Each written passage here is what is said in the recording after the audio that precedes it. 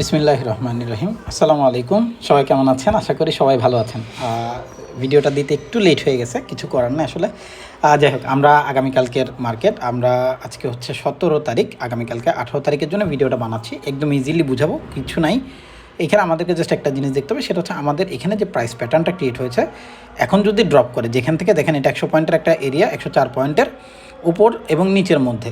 তা আমাদের এখন রেসিস্ট্যান্স শুরু হবে 4991 থেকে। এটা হচ্ছে আমার ফার্স্ট রেসিস্ট্যান্স, যদি প্রাইস উপরের দিকে যায় যেখানে আছে এখান থেকে। আর যদি নিচের দিকে নামে তাহলে আমাদের ফার্স্ট সাপোর্ট হবে 4886। হ্যাঁ, এটাই হচ্ছে আমাদের এই মুহূর্ত পর্যন্ত একটা এরিয়া, বেসিস এরিয়া, বা আমরা এটাকে থিঙ্কিং রেখে সামনের দিকের পুরো জিনিসটাকে আলাপ আলোচনা করব। দেখেন এখানে আমাদের কাছে একটা প্যাটার্ন ক্রিয়েট হয়েছে এই ধরনের, যেটা এই এরিয়াটাকে ব্রেক করছে, উপরে যাওয়ার চেষ্টা করছে, পারে নাই। যদি ভাঙতে না পারে আলটিমেট প্রাইস ড্রপ করবেই, একদম সিরিয়াস কথা, প্রাইস ড্রপ করবে। কেন? এখানে একটা হেড অ্যান্ড শোল্ডার প্যাটার্ন তখন ক্রিয়েট হবে এবং আমাদের এইটা রেজিস্ট্যান্স হিসেবে সেই মুহূর্তে কাজ করবে। দ্যাটস ইট, এখানে আর কিছু নাই ডেলিয়ার বেসিসে। হ্যাঁ, চলেন এবার আমরা যাব আমাদের 15 মিনিটের এরিয়াতে। 15 মিনিট আমাদেরকে কী বলতেছে আগামীকালকের জন্য, সেটা নিয়ে এবার আলাপ আলোচনা। আমাদের মূল যে বায়াস বা থিঙ্কিং, যেটাই বলেন আপনি, সবার আগে আমাদেরকে দেখতে হবে প্রাইস কীভাবে ড্রপ করছিল এবং কীভাবে উঠছিল।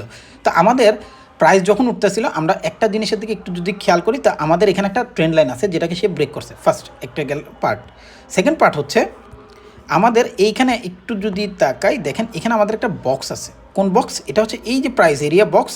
এই এরিয়াটা প্রাইসটাকে কী করবে? ধারণ করবে।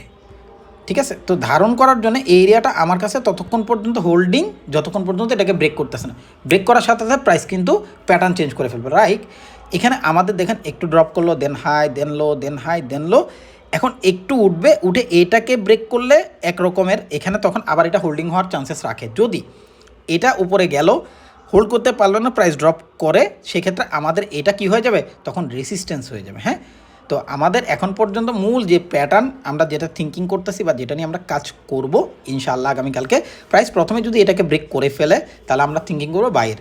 প্রাইস উপরে যাবে, গিয়ে এটা আমাদের রেসিস্ট্যান্স লেভেল হিসেবে কাজ করবে। সেই মুহূর্তে ডিরেক্টলি করবে এমন বলছি না, উপরে এটা ব্রেক করার সাথে সাথে প্রাইস এখান থেকে কিছুটা ড্রপ করবে, এখানে একটা ড্রপ করে উপরের দিকে যাবে এবং তখন গিয়ে এটা আমাদের রেসিস্ট্যান্স হিসেবে কাজ করার পসিবিলিটিস রাখে।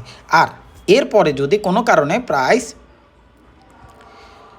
এইটাই হোল্ড করে ফেলে, প্রাইস ড্রপ করবে উপরে যাওয়ার সাথে সাথে। হ্যাঁ, এটা হোল্ড করার সাথে সাথে প্রাইস যদি ড্রপ করে, আলটিমেট এই এরিয়াটাই তখন মেজর রেসিস্ট্যান্স হিসেবে মার্কেটে কাজ করে, মার্কেটকে ড্রপ করাবে। তো এটাই আমার কালকের দিনের একটাই অবজারভেশন। এই মুহূর্তে পর্যন্ত যেদিকে ভাঙবে ওটার উপর আমরা বেসিস করে পরবর্তী আপডেটটা হয়তো মার্কেট টাইমে কিছুটা দিতে পারি। যদি আপনারা আমার সাথে থাকেন ইনশাল্লাহ পেয়ে যাবেন। ধন্যবাদ, ভালো থাকবেন, আল্লাহ।